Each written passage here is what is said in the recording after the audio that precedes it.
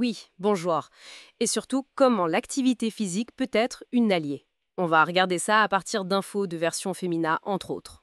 Le chiffre de départ fait réfléchir quand même, hein. 9 Français sur 10 concernés. Énorme. Et la cause principale, pointée du doigt, c'est souvent notre mode de vie. Trop assis, pas assez en mouvement. La sédentarité, quoi. Et on entend toujours cette idée qu'il faut se reposer, surtout pas bouger. Exactement. Alors que là, toutes les infos convergent. Le renforcement, le mouvement, c'est capital. L'assurance maladie a même ce slogan, le bon traitement, c'est le mouvement. C'est fort comme message. Pourquoi ce changement, au fond? Ben, c'est pas juste pour muscler. Le mouvement bien fait, ça améliore la circulation sanguine, ça nourrit les disques, ça aide à éliminer les toxines inflammatoires, si on veut. Hein, d'accord. Et l'immobilité, du coup? L'immobilité, ça peut créer de la raideur, plus de douleur, donc bouger oui, mais intelligemment. Alors, c'est quoi ces activités intelligentes qu'on retrouve dans les sources? Le vélo d'appartement, ça revient souvent. Oui, c'est une bonne piste. Ça permet de remuscler le dos, les jambes, sans mettre de pression sur les articulations. C'est doux, Pas d'impact, donc. voilà. Mais attention, hein, le réglage est crucial, la selle surtout. Si elle est mal réglée, le bassin bouge, le dos se courbe mal. Et là, On peut faire pire que mieux. exactement, il faut être bien droit, le bassin stable. Le docteur Kierzek le qualifie même de sport santé par excellence. C'est pas rien. Accessible, peu importe l'âge. Oui, c'est contrôlé et sécurisant. Parfait pour reprendre une activité en doucière. D'accord. Donc ça, c'est pour l'aspect, disons, mécanique. Mais si on cherche aussi la souplesse, la posture, peut-être même un côté un peu gestion de la douleur, mentale. Alors là, le yoga, c'est très intéressant. C'est décrit comme une activité douce, mais qui va chercher les muscles profonds, les muscles posturaux. Ceux qui tiennent la colonne, en gros. C'est ça, et ça marche pour différents types de douleurs. Lombaires, dorsales, même cervicales. Mais parfois, ça fait un peu peur, non? Certaines postures quand on a déjà mal. C'est une crainte compréhensible. Le truc avec le yoga, et le docteur Coudron le dit bien, c'est que c'est un véritable outil sur mesure. Ah oui, comment ça? Ben, il y a tellement de styles, de postures, on peut vraiment adapter.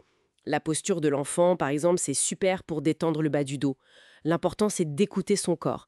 Et peut-être d'être guidé au début, c'est mieux. Donc, personnalisation, douceur, d'accord.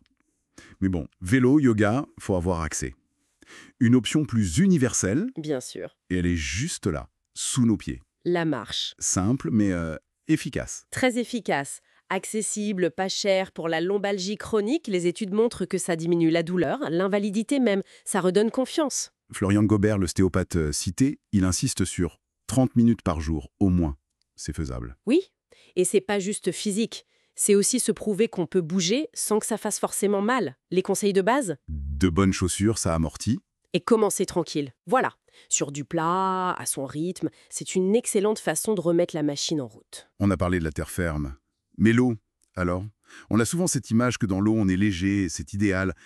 Qu'en dit la recherche pour le dos? L'eau, c'est vrai, c'est génial pour ça. La flottaison soulage les articulations, la colonne, mais, et c'est une nuance importante dans les sources, Il y a un mais. oui, toutes les nages ne sont pas bonnes pour le dos. Ah bon? Laquelle il faut choisir alors? L'IRBMS, l'Institut de recherche, il met en avant très clairement le dos crawlé, Le dos crôlé. Pourquoi spécifiquement? parce qu'il fait travailler les muscles du dos en allongement, ça ouvre la cage thoracique pour la respiration et ça aide à corriger la courbure sans mettre de contraintes. Et les autres? Le crawl, la brasse, c'est populaire pourtant. Le crawl, ça peut entraîner des rotations, des petits impacts pas toujours top. Et la brasse, alors là, souvent, c'est déconseillé. Ah oui. Pourquoi?